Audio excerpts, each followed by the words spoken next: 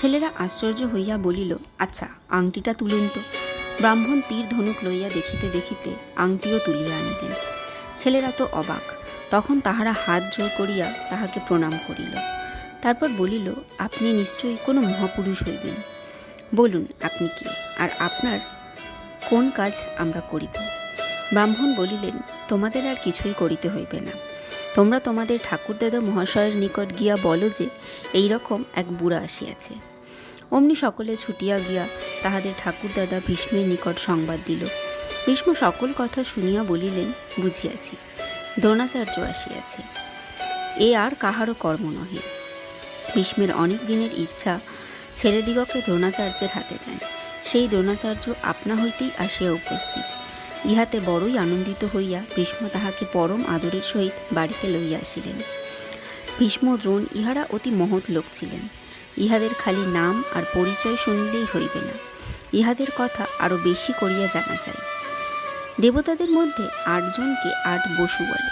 এই বসুরা একবার তাহাদের স্ত্রীদিগকে লইয়া সুমেরু পর্বতের কাছে একটি সুন্দর বনে বেড়াইতে গিয়াছিলেন। সেই বনে বশিষ্ঠ মুনির আশ্রম ছিল। বশিষ্ঠের একটি গাই ছিল, তাহার নাম নন্দিনী। এমন সুন্দর গরু আর কখনো হয় নাই, হইবেও না। যত দুধ চাই নন্দিনী ততই দুধ দিত।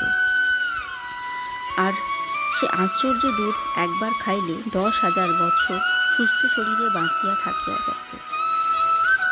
বসুদের মধ্যে একজনের নাম দুধ। তাহার স্ত্রীর বড়ই ইচ্ছা হইল গাইটি লইয়া যাইবেন। উশিনর রাজার কন্যা জিতবতী তাহার সখী। সখীকে একবার এই গরুর দুধ খাওয়াইতে পারিলে তিনি 10,000 বৎসর বাঁচিয়া থাকিবেন। আহা, তাহা হইলে কি সুখের কথাই হইবে। দূর স্ত্রী যতই এ কথা ভাবেন ততই তাহার গাইটির জন্য মন পাগল হয়, আর ততই তিনি তাহার স্বামীকে পীড়াপিড়ি করেন, ওগো লইয়া চলো, লইয়া চলো গাইটি আর বাছুরটি। ইহার কথার শেষে বসুরা 8 ভাই মিলিয়া বাছুর শুদ্ধ গাইটিকে চুরি করিলেন। বশিষ্ঠ ফলমূল আনিবার জন্য বাহির হইয়াছিলেন, সুতরাং তিনি নন্দিনীকে লইয়া যাইবার সময় দেখিতে পাইলেন না। কিন্তু মুনিরা ধ্যানে সকল কথাই জানিতে পারেন, কাজেই তাহার চোর ধরিতে বেশি বিলম্ব হইল না।